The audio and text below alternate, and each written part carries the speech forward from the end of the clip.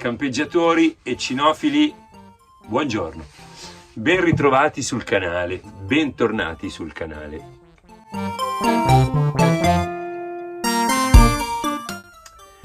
Allora, questa sera avevo idea di parlarvi di un'altra infiltrazione. Avete già visto i video che ho postato sull'infiltrazione che ho avuto sull'angolo lato guida, sotto il carterone in sostanza. Sono passati diversi mesi da quell'infiltrazione e ne ho scoperta un'altra. È un'infiltrazione che avevo già un sentore potesse esistere, perché da che avevo comprato il camper, in quella zona, cioè in coda al camper dove ho il letto, diciamo nella camera da letto, avevo una parte di compensato con la carta da parati un pochino arricciata. Non mi piaceva, non mi è mai piaciuta, ed un giorno ho deciso di andare a esplorare la situazione. Quindi ho trovato due infiltrazioni, una in coda sul lato destro del camper in corrispondenza della luce d'ingombro, quindi la siliconatura della luce non aveva più tenuto, un po' d'acqua aveva cominciato ad entrare, era stato fatto un buco terrificante per far passare il filo, un foro enorme, e quindi l'acqua ha trovato campo libero e piano piano negli anni il proprietario che l'aveva precedentemente probabilmente non se n'è accorto o non se n'è interessato, l'ha lasciata andare, e quindi quando l'ho presa io cominciava a sentirsi il morbido. Io stesso per un anno e mezzo, forse anche 2, ho ignorato perché avevo tante altre cose da fare, però poi un giorno ho detto no, va bene, adesso basta, perché nel frattempo vicino alla finestrina che ho in coda, nell'angolo basso della finestra, la carta da parati cominciava ad arricciarsi, quindi era chiaro che di lì entrasse dell'acqua, anche perché con forti acquazzoni io trovavo sempre il materasso umido. Inizialmente avevo pensato che potesse essere la condensa interna del finestrino, diciamo della finestrella, a scendere sulla guarnizione, poi colare, perché il materasso è praticamente attaccato alla finestra, poi ve lo farò vedere. Finisce il materasso, c'è forse 1 centimetro di carta da parati e poi inizia subito il profilo della zanzariera, ok? Quindi li trovavo umido e avevo dato la colpa a quello. In realtà la colpa non era di quello, era la guarnizione esterna della finestra, dietro la quale c'è il terostat, e questo maledetto terostat in un punto ormai era deteriorato, quindi l'acqua, purtroppo queste finestre hanno questa fragilità, l'acqua ha trovato una via d'ingresso, ha colpito il travetto, scendeva chiaramente per forza di cose e ha fatto marcire l'incrocio dei travettini. Diciamo, se questa è la finestrella, ci sono 4 travetti sui quali la finestra va, diciamo, fan da telaio, quindi l'angolo basso a destra, guardandolo dall'interno, era andato compromesso, marciva. Per cui ho deciso, ok, visto che devo aprire il lato, diciamo guardando la camera da letto sinistra, e c'è qualcosa che non va anche sulla destra, apro entrambe le situazioni, tolgo il materasso e faccio un lavoro di ripristino, vado a vedere com'è la situazione, ok? Quindi io ho fatto una serie di video che vorrei condividere con voi.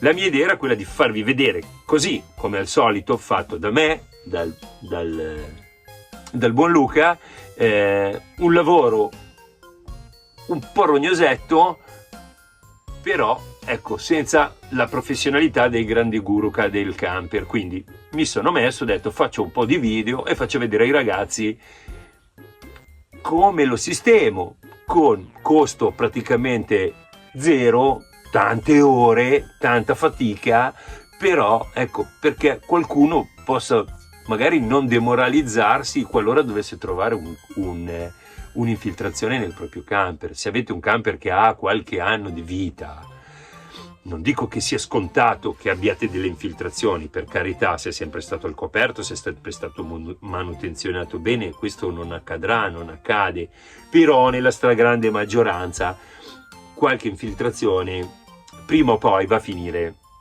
che si trova. Quindi, siccome sempre diciamo la bestia nera dei camperisti, la maledetta infiltrazione, mi piaceva di provare a farvi vedere come l'affrontavo, perché non sia così terrificante. Ci sono delle infiltrazioni pesanti, complicate, più rognose, tipo il pavimento, ci sono cose un po' più serie, più gravi, però finché è sulle pareti, diciamo il soffitto e il pavimento mi spaventano un po' di più, perché è un lavoro più impegnativo, in modo particolare il pavimento.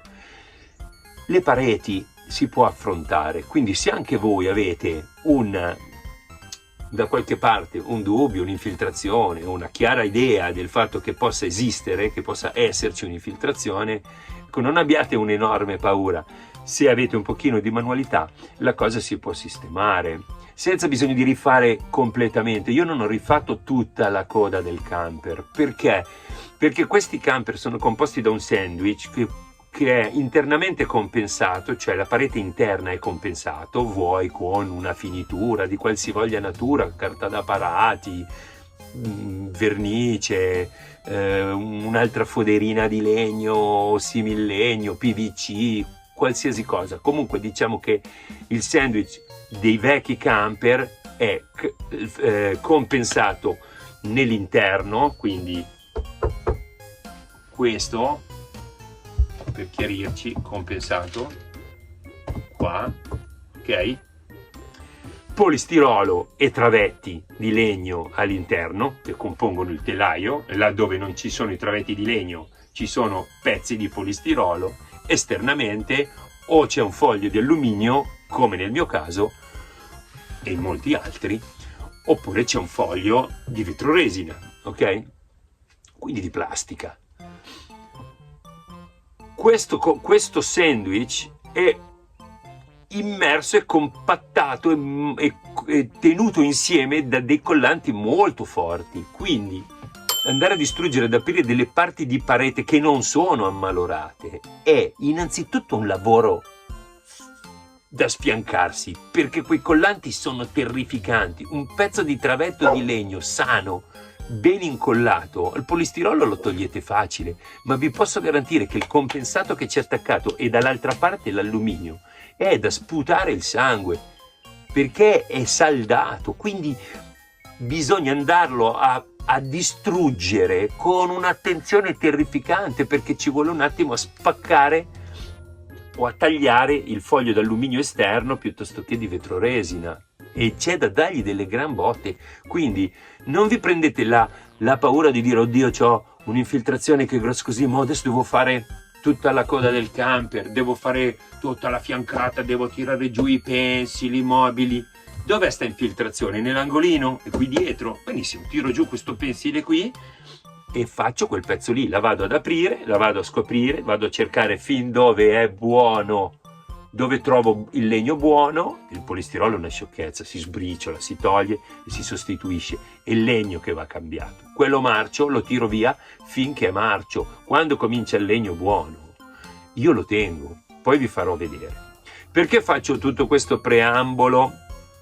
Per, diciamo, raccontarvi questa infiltrazione e quello che vi farò vedere, per il semplice fatto che avevo fatto e avevo creato una serie di video, una quantità industriale. Adesso bisognerà che io mi metta a ripulire tutto, se no viene un poema e non voglio più fare una cosa come quello dell'infiltrazione precedente, che ho fatto 10 piccoli video da 5 minuti, per cui neanche una cosa tragica. Cercherò di farne 2 o 3 un po' magari più corposi, per non fare un poema, però vorrei farvi vedere più o meno come ho fatto. Il risultato finale è dignitosissimo, poi lo vedrete.